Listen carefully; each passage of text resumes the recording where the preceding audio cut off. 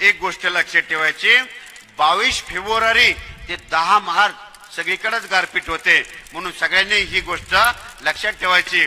पण गारपीट महाराष्ट्रामध्ये 42,260 गाव आहेत, म्हणून गारपीट काय असतं, दरवर्षी वेगवेगळ्या भागात होते. कधी पूर्वेकडे होते, कधी पश्चिमेकडे होते, कधी दक्षिणेकडे होते, कधी उत्तरेकडे होते. म्हणून गारपीट होणार आहे म्हणून आपण आपलं पीक सोडायचं नाही. मग तुम्हाला गारपिटीचे कारणे सांगतो. त्याच्यातलं एक, जिथं खडकाळ जमीन असते तिथं गारपीट होते. जिथं खडकाळ जमीन आहे तिथं गारपीट होते. जिथं डोंगराळ भाग आहे तिथं गारपीट होते. जिथं कॅनल एरिया आहे, कॅनल एरियाच्या इकडे 1 किलोमीटर, इकडून 1 किलोमीटर गारपीट होते. जिथं डोंगराळ आपलं जिथं मोठे धरण आहे त्या धरणाच्या बाजूला इकडून 1 किलोमीटर, इकडून 1 किलोमीटर गारपीट होते.